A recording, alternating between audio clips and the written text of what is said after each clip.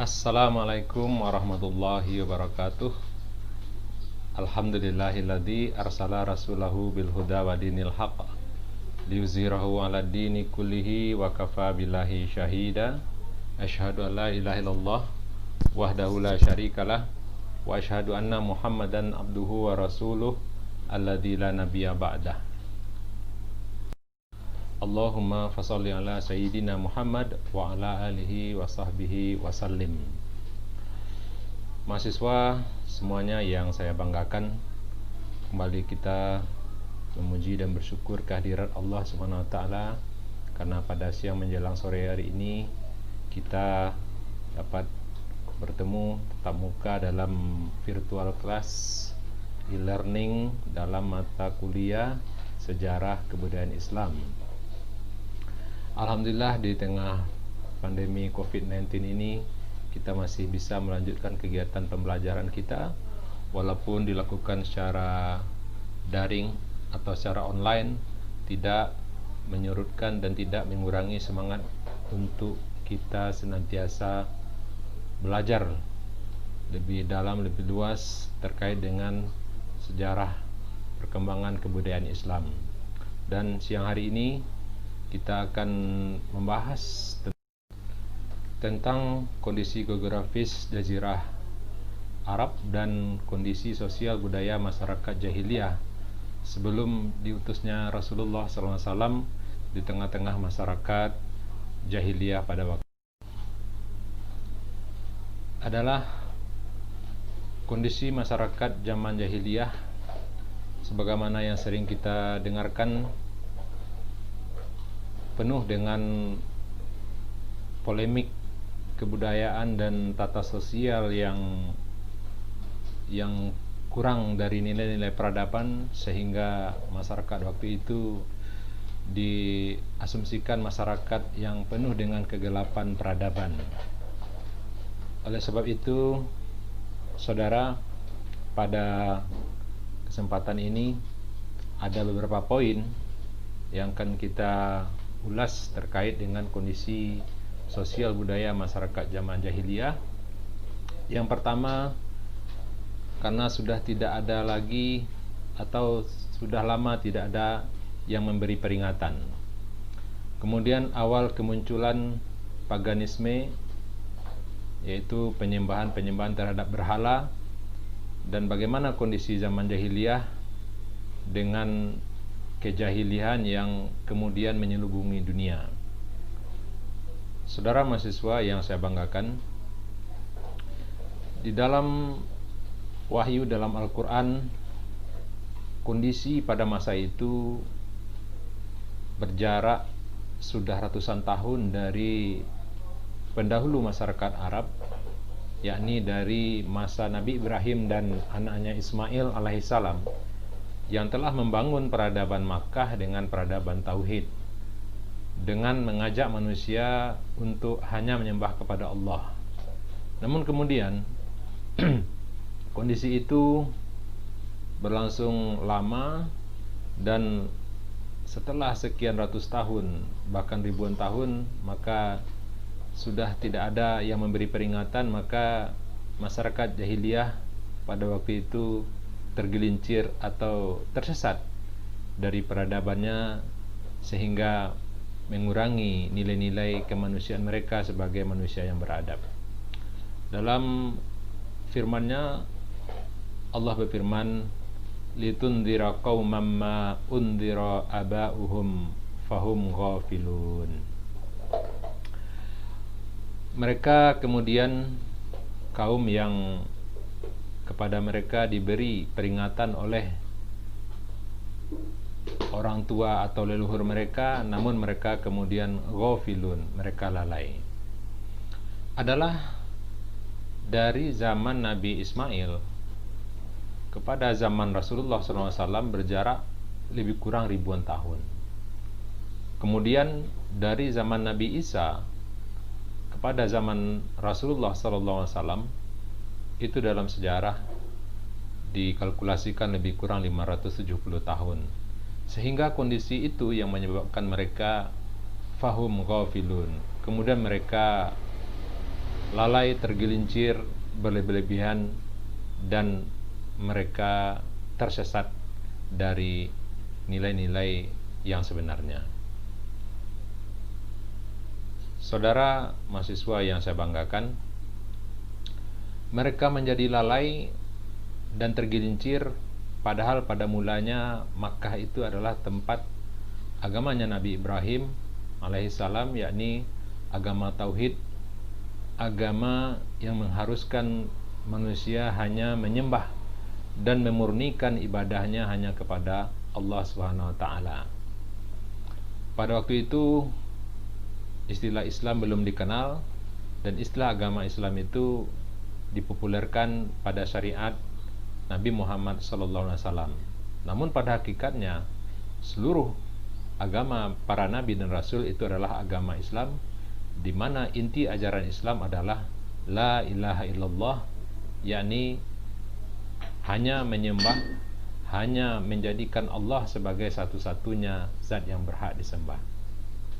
Dan kemudian lama mereka berada dalam naungan tauhid, kemudian setelah itu tidak ada lagi yang memberi peringatan, maka muncullah suatu atau perbuatan syirik pertama di Makkah itu dibawa oleh seorang yang awalnya itu ahli ibadah, namanya Amru bin Luhai. Dia adalah nenek moyang dari Bani Khuza'ah. Rasulullah SAW bersabda, An Abi Hurairah qala qala Rasulullah SAW, ra'aitu Amr bin Luhai ibni Qam'ah ibni Jindif Aba Bani Ka'bin haula yajurru kusbahu finnar. Rasulullah SAW bersabda, aku melihat Amru bin Luhai bin Qam'ah bin Khindif, ayah dari Bani Ka'ab, menyeret ususnya di neraka. Hadis riwayat Muslim. Ini adalah pernyataan Rasulullah tentang bagaimana yang dibawa oleh Amru bin Luhai itu membuat masyarakat atau manusia yang berada di Makkah pada waktu itu tersesat dari jalan yang lurus, dari keyakinan tauhid yang sebelumnya telah diajarkan nenek moyang bangsa Arab, yakni Nabi Ibrahim dan Nabi Ismail alaihissalam. Maka kemudian berubahlah zaman yang tadinya tauhid menjadi zaman jahiliyah, sehingga sampai pada masa Nabi SAW terdapat di sekeliling Ka'bah tidak kurang dari 360 berhala berjajar di sekeliling Ka'bah. Dan itulah yang kemudian dijadikan sebagai alat tawassul masyarakat jahiliyah pada waktu itu.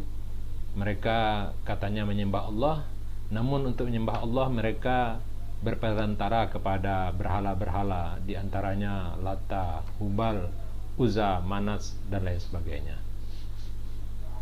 Saudara mahasiswa yang saya banggakan, kemudian jahiliyah bukan berarti bodoh secara denotasi. Kenapa? Karena kebudayaan dan sastra mereka secara nilai-nilai keilmuan dan wawasan pada saat itu justru maju.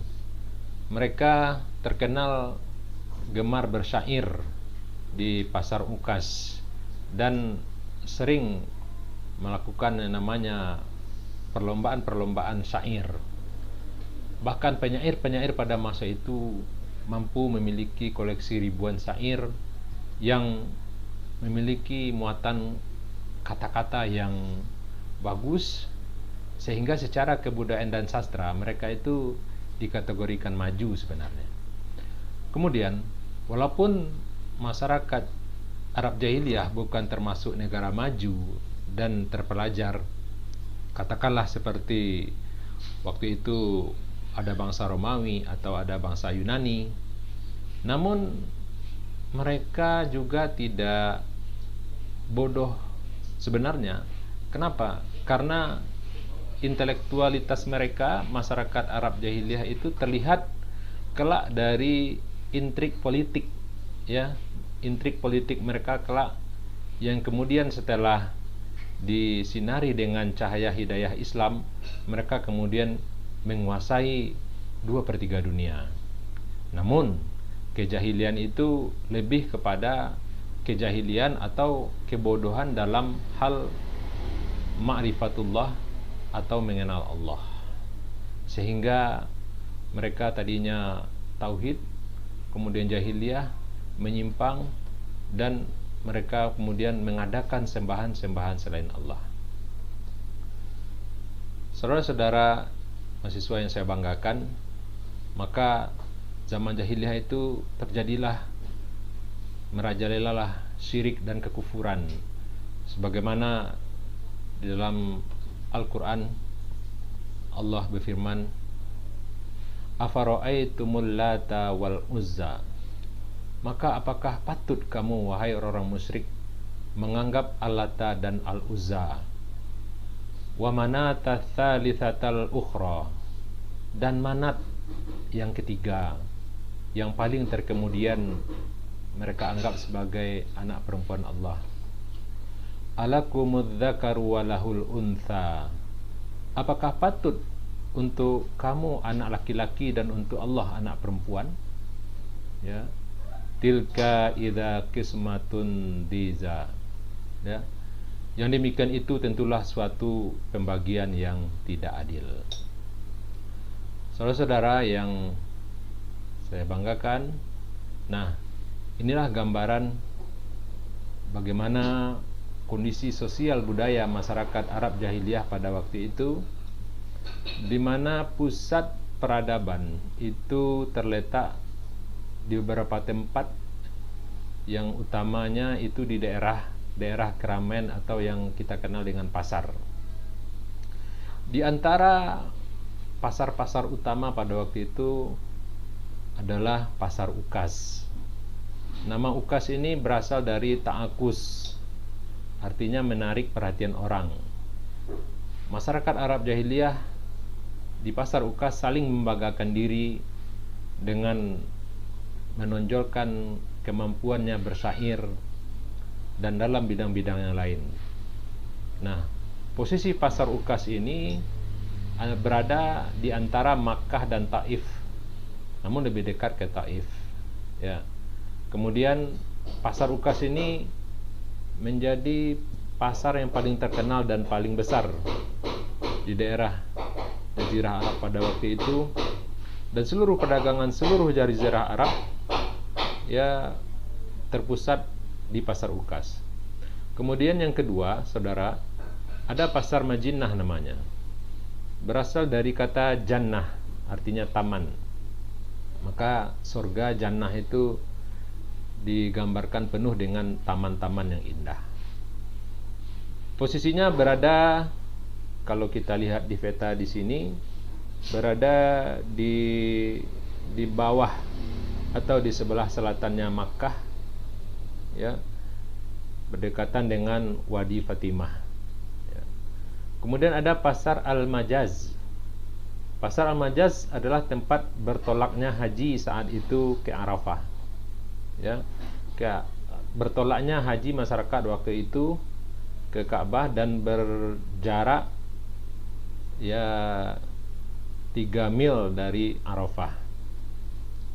Maka masyarakat pada waktu itu sebelum ke Arafah mengisi air sebagai perbekalannya untuk menuju Arafah.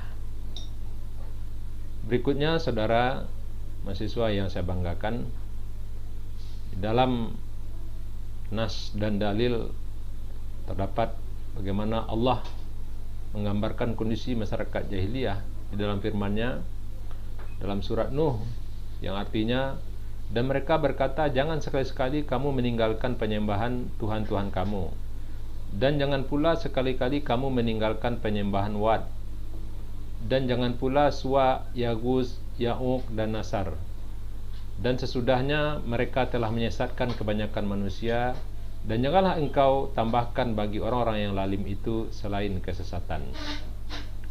Maka, saudara, tersebar luaslah yang namanya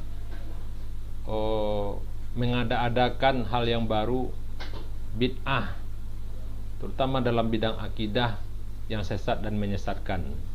Di antara kesesatan yang terjadi pada waktu itu, maraknya perdukunan dan pengundian nasib dengan anak panah.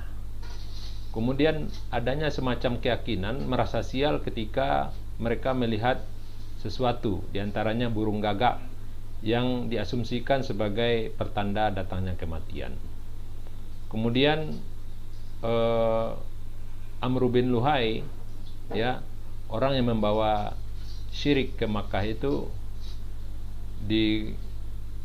digambarkan Allah dalam firman-Nya.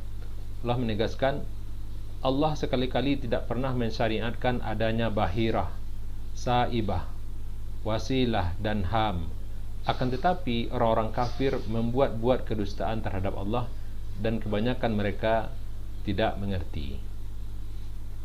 Saudara mahasiswa yang saya banggakan, nah, berikut ini adalah bagaimana gambaran kondisi geografis dan sekaligus menjadi peradaban masyarakat Jazirah Arab pada waktu itu, di mana di sebelah utara Jazirah Arab ya didominasi oleh kalangan Nasrani. Kalangan Nasrani yang mereka memiliki kekuasaan dari Romawi atau dari Eropa, ya. Kemudian bagian timur Jazirah Arab itu didominasi oleh peradaban Majusi, dan berdekatan dengan Jazirah Arab itu sendiri, berdekatan dengan daerah Madinah, banyaklah orang-orang Yahudi yang bermukim, ya, di bagian Jazirah Arab ini, ya. Dan kemudian mereka, masyarakat jahiliyah, ya, mempunyai tempat-tempat bersemayamnya berhala-berhala mereka.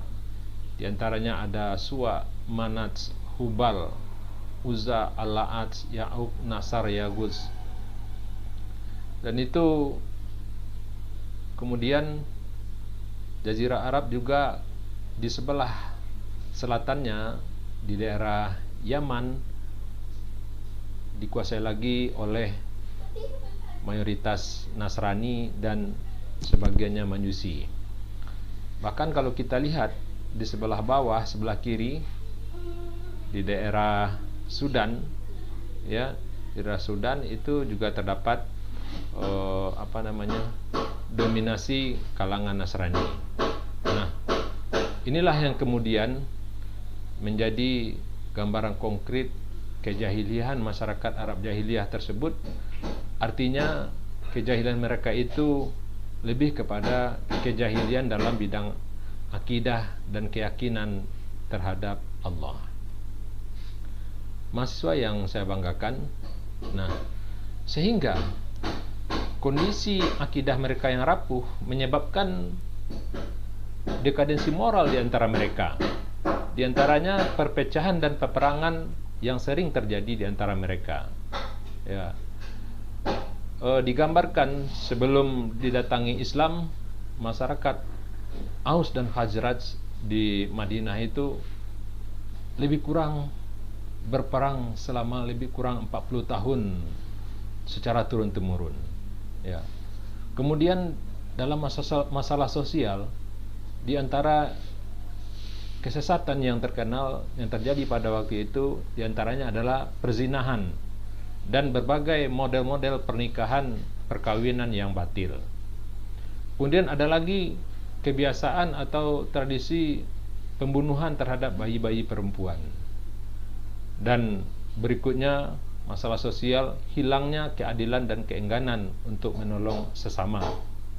Sehingga hal ini ditegaskan Allah dalam firman-Nya dalam surah Al-Ma'un, "Ara'aital ladzi yukadzibu bid-din, fadzalikal ladzi yad'ul yatim, wa la yahuddu 'ala ta'amil miskin, fawailul lil musallin, alladzina hum an salatihim sahun, alladzina hum yura'una wa yamna'unal ma'un." Tahukah kamu orang-orang yang mendustakan agama? Itulah orang-orang yang menghardik anak yatim, orang-orang yang tidak menganjurkan memberi makan orang miskin, maka kecelakaanlah bagi orang-orang yang salat, yaitu orang-orang yang lalai dari salatnya, orang-orang yang berbuat ria dan enggan menolong dengan barang-barang yang berguna. Saudara-saudara mahasiswa yang saya banggakan, maka kegelapan jahiliyah ini tidak hanya terjadi di Jazirah Arab, tapi pada umumnya seluruh dunia atau secara global kejahilian itu menyelubungi dunia. Hal ini terlihat pada kebudayaan beberapa negeri terbesar pada waktu itu, diantaranya Romawi. Romawi dengan nilai-nilai Kristen mereka yang tadinya Nasrani kemudian berubah menjadi ajaran Trinitas, 3 Tuhan. Kemudian ada lagi kerusakan moral di bangsa Romawi, yaitu kegemaran mengadu manusia atau yang dikenal dengan gladiator.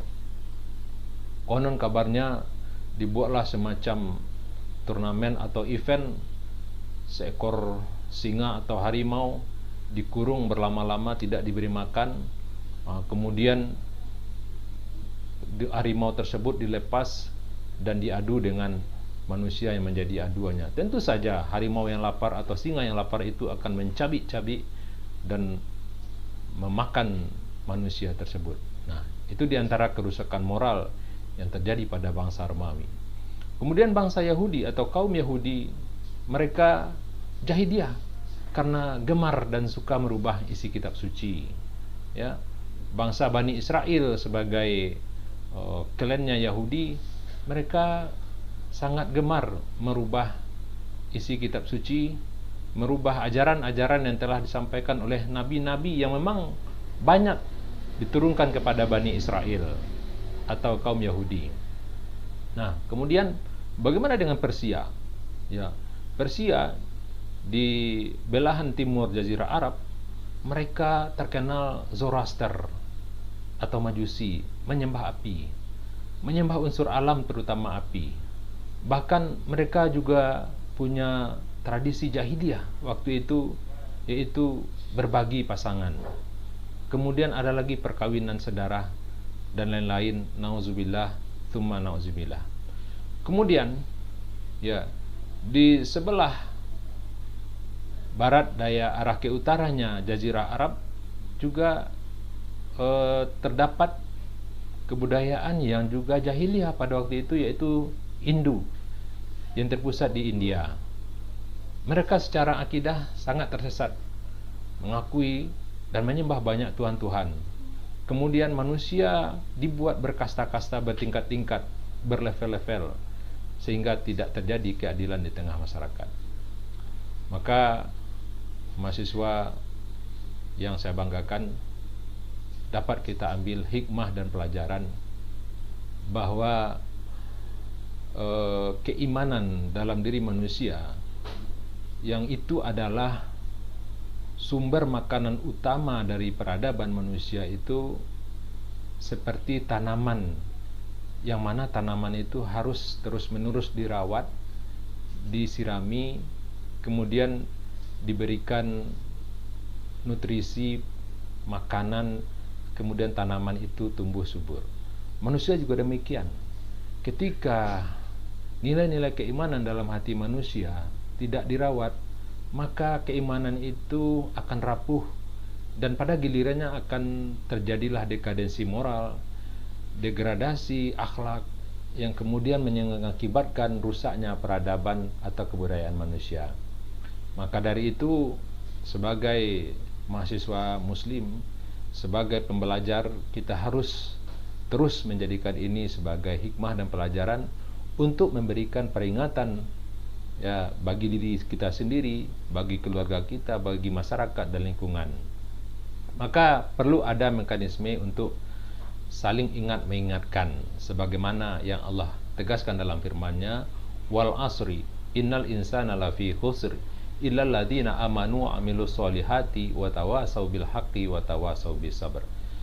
Demi masa sesungguhnya manusia itu benar-benar dalam kerugian. Pada dasarnya manusia itu dalam keadaan rugian, saudara. Ya. kecuali orang-orang yang beriman dan beramal soleh. Ya, jadi yang bisa lepas dari kerugian atau kebangkrutan itu hanya dua. Ya, hanya dua, tapi dalam satu kesatuan, yaitu orang-orang yang beriman yang diikuti dengan amal soleh. Yaitu orang-orang yang saling nasihat menasihati dalam kebenaran dan saling nasihat menasihati dalam kesabaran. Nah, kenapa demikian, saudara?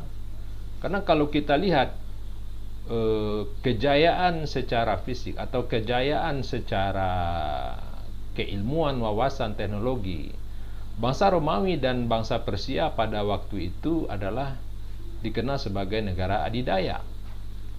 Namun tetap terhitung sebagai bangsa atau kawasan yang terselubungi jahiliyah. Kenapa? Karena kemegahan bukan jaminan tercerahkannya satu kaum. Sekarang kita lihat juga begitu. Bagaimana dekadensi moral terjadi di masyarakat barat sana, padahal secara teknologi, secara keilmuan mereka terkenal maju dan canggih. Namun mereka tidak punya lagi nilai-nilai akhlak. Ya, bagaimana anak tidak bisa lagi dinasihati orang tuanya kalau dia sudah dewasa. Mungkin bagaimana juga pergaulan yang tidak terkendali atau pergaulan bebas. Kemudian bagaimana juga bebasnya beredar berbagai narkotika, narkoba yang dikonsumsi oleh anak-anak muda atau manusianya.